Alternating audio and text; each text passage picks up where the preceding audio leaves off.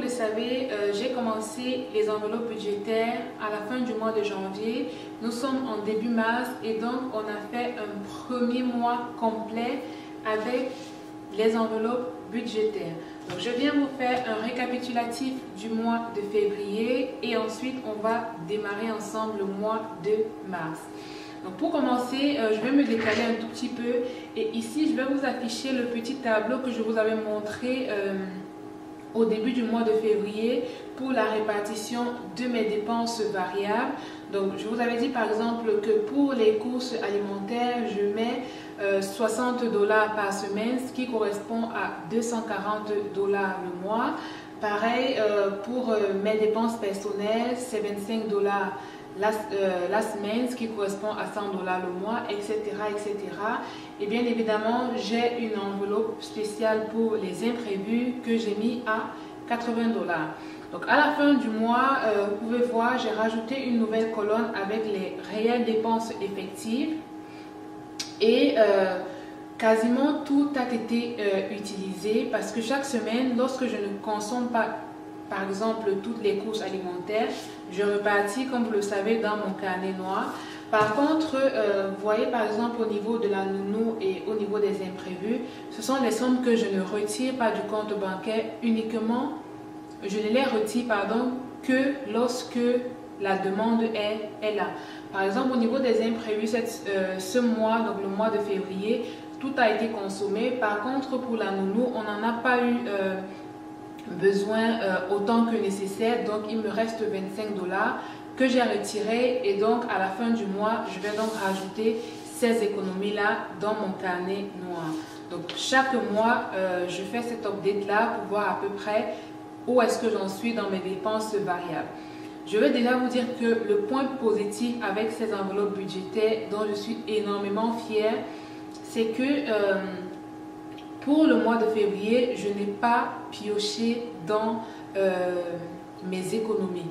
Parce que généralement, comme je ne fais pas une vraie répartition, souvent ce que j'avais prévu utiliser, je dépasse et du coup je prends dans mes économies. Et où je suis vraiment fière, c'est que ce mois, donc le mois de février, j'ai eu des revenus que je n'attendais pas. Donc il faut savoir qu'ici, on fait par exemple au niveau, comme même en France, hein, on déclare les impôts et s'il arrive qu'en fait vous avez payé plus qu'il ne fallait, on vous fait un retour. Et donc j'ai reçu mes retours et en général, quand je reçois mes retours d'impôts, je les consomme toujours parce que je n'ai pas le réflexe de mettre ça de côté. Cette fois-ci, j'ai mis ça de côté et je n'ai pas touché. Je suis trop contente. Donc ça fait une épargne en plus. Ensuite, là, ce qu'on va faire, premièrement, c'est qu'on va vider donc le carnet pour la dernière semaine du mois de février et on va directement remplir pour commencer la première semaine du mois de mars. Pareil, pour commencer le mois de mars, je vais remettre mon tableau à blanc et ça me permet en fait de me guider et de savoir exactement où j'en suis. Voilà pour cette intro. Venez et on va commencer directement à regarder ce qu'il en est de nos enveloppes.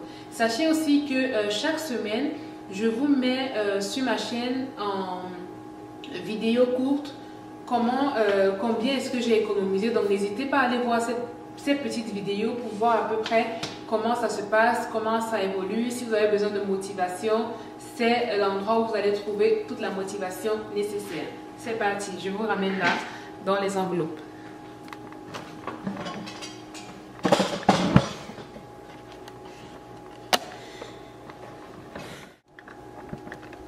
Alors là, je pense que vous voyez bien. Je vais m'asseoir juste à côté. Donc, je commence par mon enveloppe grise là et on va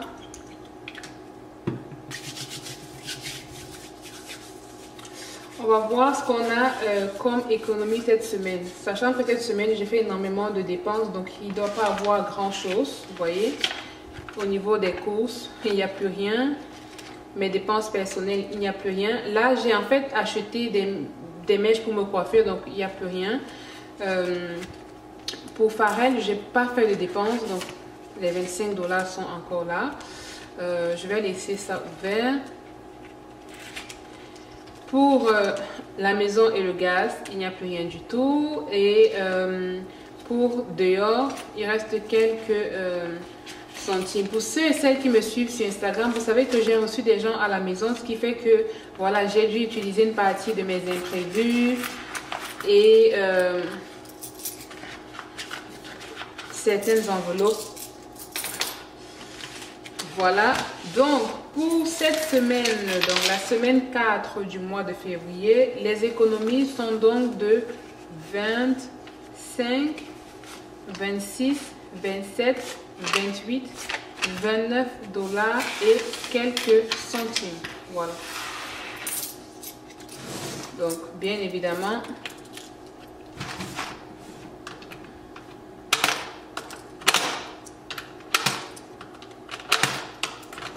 on se débarrasse des centimes comme ceci.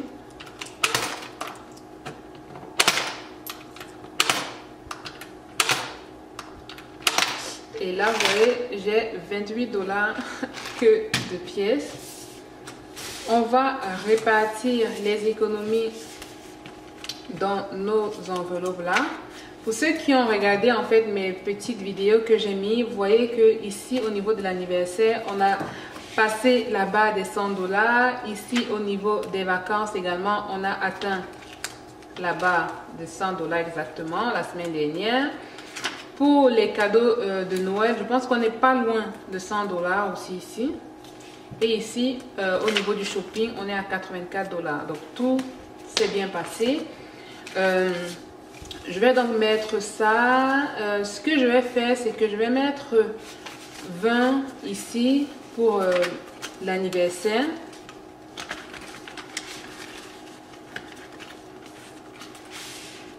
Donc je mets 20. Cette fois-ci, je vais piocher 10 et 10, ça fait 20. Et je vais mettre, il reste combien là? 9, c'est ça? 9. Je vais mettre les 9 dollars dans les cadeaux ici. 9.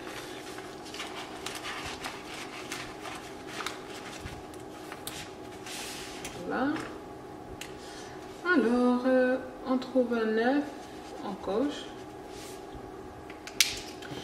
Ensuite, comme je vous ai dit, je n'ai pas tout utilisé ce qui était destiné à faire garder l'enfant. Donc, c'est là, j'ai retiré ça à la banque. C'est 25 dollars. Vous voyez? Les 25 dollars, je vais les répartir en mettant 15 dollars dans l'enveloppe des vacances. Vous voyez, j'avais rien mis dans l'enveloppe des vacances juste avant.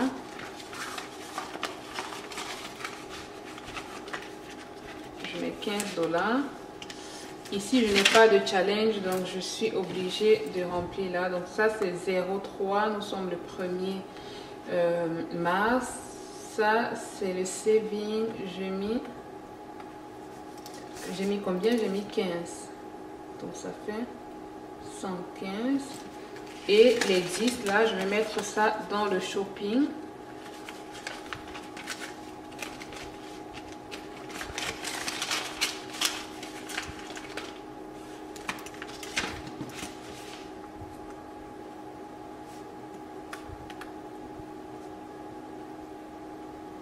Voilà, là c'est la fin du mois de février et on va donc entamer le mois de mars. Donc pour le mois de mars, vous le savez, je commence toujours par 50 dollars que je retire dans mon compte pour remplir mon enveloppe noire.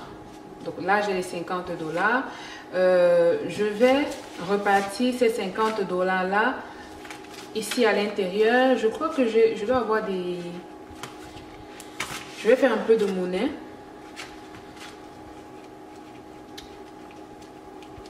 Je vais faire un peu de monnaie. Voilà, j'ai des billets de 10. Je remets ça ici. Très bien. Donc, ce que je vais faire, c'est que, vous le savez, je privilégie toujours l'anniversaire. Donc, l'anniversaire, je vais encore mettre 20.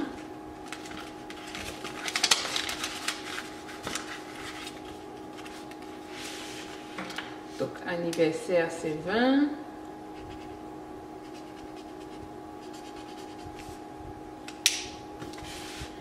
Les vacances,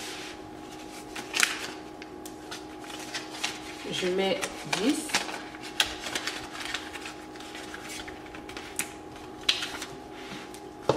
Donc ça c'est une input, donc 0,301 plus 10, ça fait 125.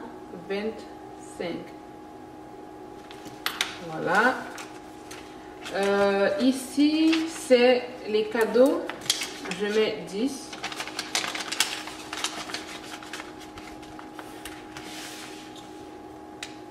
Alors 10. Et le shopping, pareil, je vais mettre 10.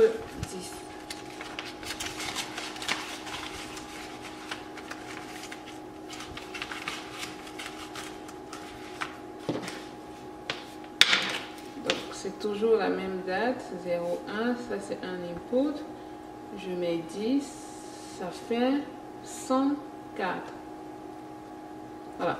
Là, je pense bien que dans chacune de mes enveloppes d'épargne, j'ai au moins 100 $. Donc là, j'ai au moins 100. Ici, pareil, vous pouvez rapidement faire le calcul. Je crois bien que j'ai au moins 100. Là, au niveau des vacances, j'ai 125. Et pareil, au niveau de l'anniversaire, j'ai au moins 100. Voilà. Donc là, c'est déjà 400 $ en un mois. Voilà. Maintenant, on va remplir l'enveloppe de la première semaine. Vous savez, chaque semaine, je mets 60 $ pour les courses. Donc 20, 30, 40, 50, 60.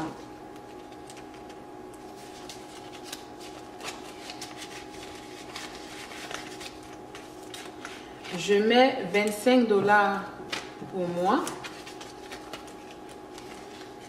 que je vais dépenser très bientôt parce que la coiffure que je voulais faire, j'ai changé d'avis. Donc la mèche que j'ai achetée la semaine dernière, je ne vais pas l'utiliser maintenant. 25 $ pour monsieur mon fils qui dort. Pour la maison et le gaz, donc l'essence dans la voiture, 30 $. Et pour finir, pour manger dehors, c'est 20 $.